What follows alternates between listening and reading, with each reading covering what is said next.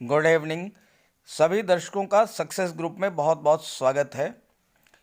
चाहे आप government employee हों, प्राइवेट कर्मचारी हों या बिजनेसमैन हों, आपको हर साल इनकम टैक्स की समस्या से दो चार होना ही पड़ता है और आपके पास आयकर अधिनियम की धारा 80C के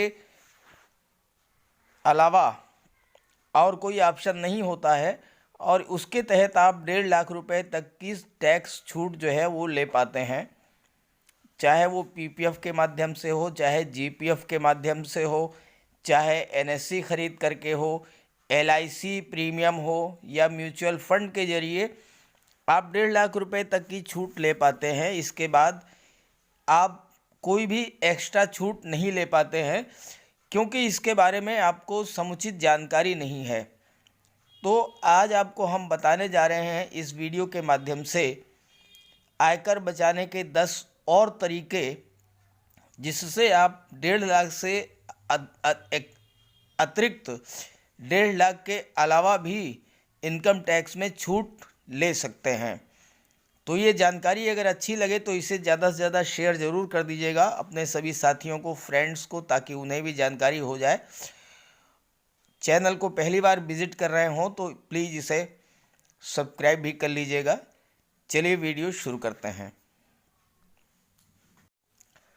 तो चलिए हम आपको बताते हैं वो 10 तरीके जिसके तहत आप टैक्स में छूट क्लेम कर सकते हैं। अगर आप किसी दिव्यांग की देखरेख करते हैं तो उस पर होने वाले खर्च को सेक्शन 80D के तहत क्लेम कर सकते हैं। वो दिव्यांग व्यक्ति परिवार का कोई भी सदस्य हो सकता है, जैसे माता पिता, बच्चा या फिर भाई बहन। आपको कितनी टैक्स छूट मिलेगी ये दिव्यांगजन पर निर्भर करता है। इसमें 75,000 रुपये से लेकर के 1,25,000 रुपये तक की टैक्स छूट मिलती है। सेविंग बैंक अकाउंट से मिलने वाले ब्याज पर भी आप टैक्स छूट पा सकते हैं। सेक्शन 80 TTA के तहत कोई भी व्यक्ति या HUF अधिकतम 10,000 रुपये तक टैक्स छूट पा सकता है। इसमें बैंक, कोऑपरेटिव सोसाइटी या पोस्ट ऑफिस सेविंग अकाउंट शामिल हैं। ये टैक्स छूट सभी के लिए है। इसके लिए सीनियर सिटीजन की शर्त नहीं है। 10,000 रुपये से अधिक ब्याज को अन्य आय की श्रेणी में गिना जाएगा और उस पर टैक्स देना होगा। मान लीजिए 4 सेविंग बैंक अकाउंट से आपको एक वित्तीय वर्ष में 15,000 रुपये का ब्याज मिलता है तो 10,000 रुपये पर आपको टैक्स छूट मिलेगी, लेकिन बाकी 5,000 रुपये पर आपको टैक्स चुकाना होगा। यानी आपकी जो ग्रास इनकम है उसमें से इस 10,000 को लेस करने के बाद जो इनकम बचेगी उस पर टैक्स का कैलकुलेशन होगा। अगर आप वेतनभोगी कर्मचारी हैं और आपकी कंपनी आपको हाउस रेंट अलाउंस देती है तो आप रेंट पर आप टैक्स छूट पाते हैं। लेकिन अगर आपको HRA नहीं मिलता है तो आप हाउस रेंट पर टैक्स छूट क्लेम नहीं कर सकते हैं। ऐसा तब होता है जब आप या तो असंगठित क्षेत्र में काम करते हैं या फिर खुद का कोई काम करते हैं। ऐसे लोगों को सरकार सेक्शन 80G का विकल्प देती है। तो इसका मतलब ये है कि अगर आप वेतनभोगी कर्मचारी हैं तो आप जो है HRA पर टैक्स छूट आपको मिलेगी। यानी आपकी ग्रास इनकम में से जितना हाउस रेंट अलाउंस है वो लेस करने के बाद टैक्स का कैलकुलेशन होगा। अपना पहला घर खरीदने वालों को सरकार सेक्शन 80EE के तहत होम लोन के ब्याज पर अतिरिक्त छूट देती है, बशर्ते इसके पहले आपके नाम पर कोई दूसरा घर नहीं होना चाहिए। इस सेक्शन के तहत आप 50,000 रुपये तक अतिरिक्त टैक्स क्लेम कर सकते हैं। ये छूट सेक्शन 24 के तहत मिलने वाली छूट के अलावा होती है। यानी अगर आप होम लोन लेते हैं तो होम लोन का जो ब्याज है उस पर 50,000 रुपये तक की आपको टैक्स छूट मिलेगी। यानी आपकी ग्रास इनकम में से ये 50,000 रुपये लेस कर दीजिए। 1.5 लाख जो है 80C के तहत जो क्लेम कर रहे हैं वो लेस कर दीजिए, उसके बाद जो इनकम बचेगी उस पर आपका टैक्स कैलकुलेशन होगा। यानी पहली बार घर खरीदने वालों को एक साल में कम से कम 2.5 लाख रुपए तक की छूट होम लोन के ब्याज पर ही मिल जाती है। इसके लिए शर्त यह है कि प्रॉपर्टी की कीमत 50 लाख रुपए से कम होनी चाहिए और लोन की 35 लाख या इससे कम होना चाहिए। यानी कि अगर आप 35 लाख रुपए से कम का घर खरीदते हैं और प्रॉपर्टी की कीमत जो है 50 लाख से कम है, तो आपको साल भर में 2.5 लाख रुपए तक की छूट जो है ये होम लोन के ब्याज पर मिलेगी। ये एक एडिशनल छूट है जिसके बारे में बहुत कम लोगों को जानकारी होती है, तो ये जानकारी रखिए। 2.5 लाख रुपए तक मैक्सिमम है होम लोन के ब्याज पर छूट। होम लोन रीपेमेंट पर आप दो तरह से टैक्स छूट क्लेम कर सकते हैं। प्रिंसिपल अमाउंट पर आप एटीसी के तहत 1.5 लाख रुपए का टैक्स छूट तो आप ले ही रहे हैं।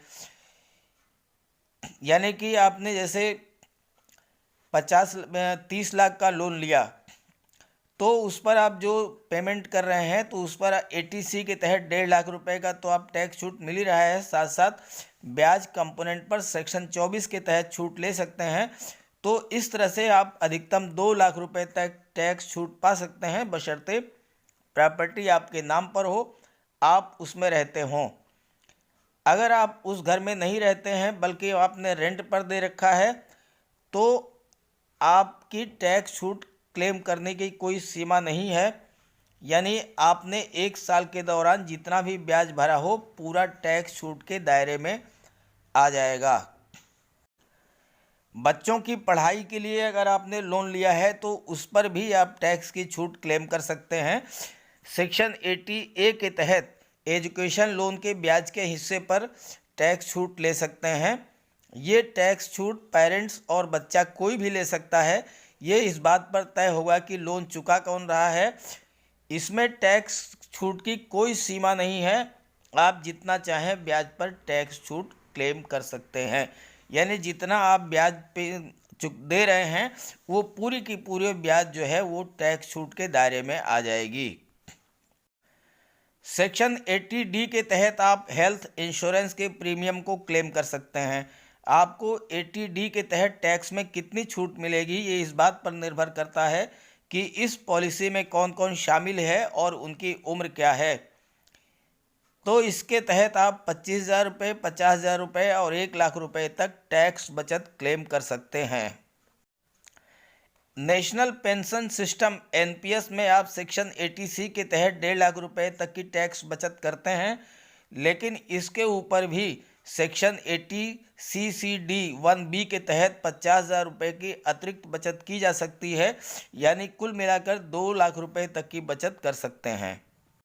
सुकन्या समृद्धि योजना के तहत भी अगर आपने अपनी बेटी के लिए जिसकी उम्र 10 साल से कम है, अगर आपने एसएसवाई खाता खोला हुआ है तो उस पर भी आपको टैक्स में छूट मिलेगी।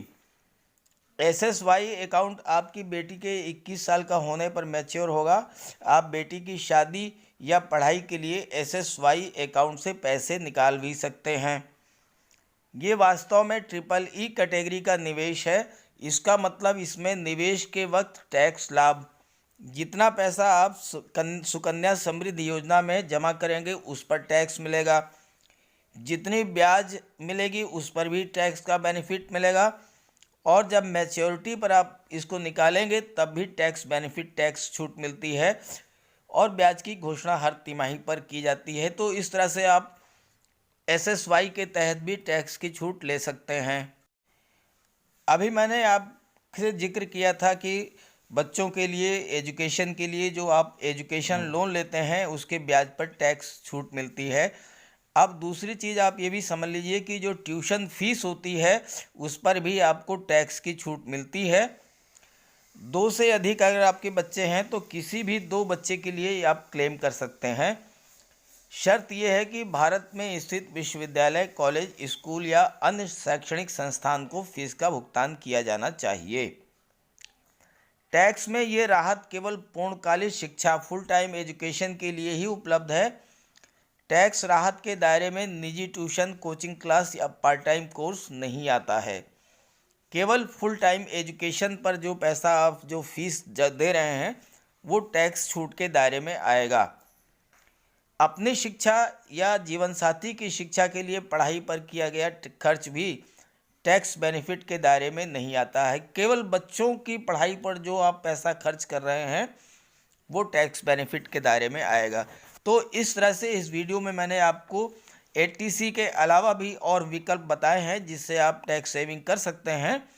जानकारी अच्छी लगी हो तो इसे प्लीज़ अपने सभी साथियों को भी शेयर कर दीजिएगा। Okay, thank you.